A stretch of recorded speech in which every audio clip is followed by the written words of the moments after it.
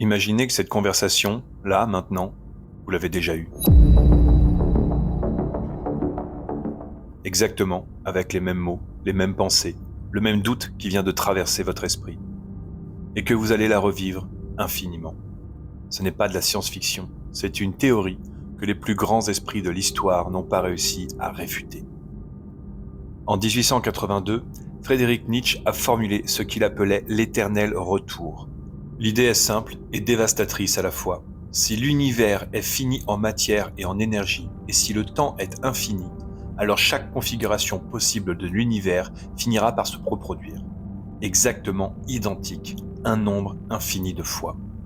Votre naissance, vos erreurs, vos moments de bonheur, la dernière personne à qui vous avez pensé avant de dormir hier soir, tout ça, déjà arrivé. Tout ça qui va se répéter. Nietzsche ne présentait pas ça comme une punition, il le présentait comme le test ultime. Si vous deviez revivre votre vie exactement telle qu'elle est, à l'infini, est-ce que vous l'accepteriez? La plupart des gens, en y réfléchissant honnêtement, répondent non. Ce qui est troublant, c'est que la physique moderne ne contredit pas cette idée, elle la rend encore plus étrange. La mécanique quantique nous dit que l'univers, à son niveau le plus fondamental, est discret. Il existe un nombre infini d'états quantiques possibles pour un système fermé. Astronomiquement grand, oui, mais fini. Et si le temps s'étend à l'infini, dans les deux sens, alors la répétition n'est pas une métaphore, c'est une contrainte mathématique. Le théorème de récurrence de Poincaré, formulé en 1890, le démontre formellement. Tout système physique à énergie infinie reviendra aussi proche que possible de son état initial, infiniment. Poincaré n'était pas philosophe, c'était un mathématicien.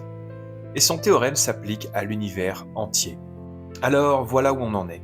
Il n'existe peut-être pas de première fois, pas de dernière fois, pas de moment unique qui ne se reproduira jamais. Ce choix que vous avez évité, cette conversation que vous n'avez pas eue, ce moment où vous avez choisi la sécurité plutôt que ce que vous vouliez vraiment, vous l'avez déjà vécu. Vous allez le revivre. Si vous le saviez vraiment, pas intellectuellement, mais dans votre corps, est-ce que vous vivriez autrement? On ne sait pas si l'éternel retour est vrai, mais voici ce qu'on sait. La façon dont vous répondez à cette question dit quelque chose d'important sur la façon dont vous vivez. Nietzsche appelait ça le poids le plus lourd. Pas parce que l'idée est accablante, mais parce qu'elle révèle ce que vous pensez vraiment de votre vie. Ce soir, avant de dormir, posez-vous la question, est-ce que vous la revivriez ?